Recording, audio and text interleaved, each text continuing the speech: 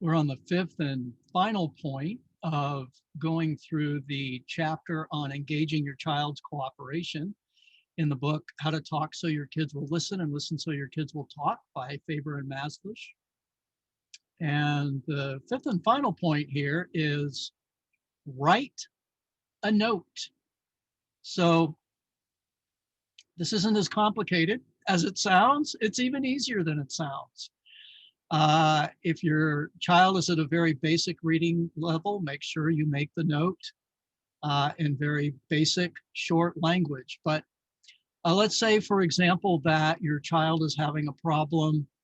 Let's say you're a working parent and you know that when your child gets home from school, they're supposed to start on their homework, but they've been having a problem because they turn the TV on and they get distracted. So one working mom put this note on the television that says, before you turn this on, think, have I done my homework?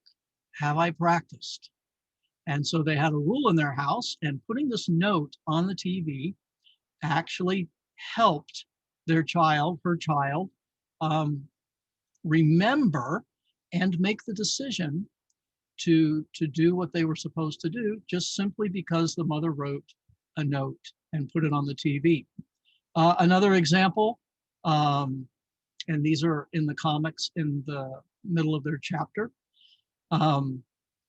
Brother and sister are outside their parents' bedroom door, and there's a big note on it that says, shh, mommy and daddy are sleeping. And this was written by parents who wanted to get an extra hour of sleep on a weekend morning. And so the sister is doing that and pointing to the note on the door to her brother. So those are two examples. Another example, a father who wrote a note to his son and taped it on the door of the garage. And it says, "Dear Sam, I know you're busy with sports and studying, but the papers need tying, old buddy. Thanks, Dad." So this father got tired of yelling at his son to tie up the newspapers that needed to be taken in for recycling. And so finally he left the note to do it for him, and the note worked. And there was no yelling, and there was no arguing, and there was no frustration. The note worked. One mother wrote her note on a piece of paper and then folded up the paper into a paper airplane, and from one room flew it into the room where her kids were playing, and there were toys all over the room. And she just simply wrote these words on it: toys away after play, love. And then she just drew a little face with some hair and a smiley face. And these boys weren't even old enough to read, but they quickly took the airplane into the other room where their mother was, and she read it to them, and they ran back into their room to clean up their toys. So it's not rocket science and it's not magic, but there is something about writing things down.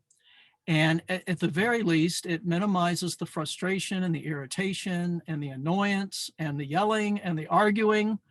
And again, it's not magic. It might take some practice, some consistency, but these are the kind of things that we have found helpful in our parenting and raising of children.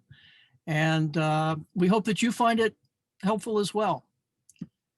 We're going to talk about something else, because now we finish this chapter in our next episode of Parenting Matters with McCracken.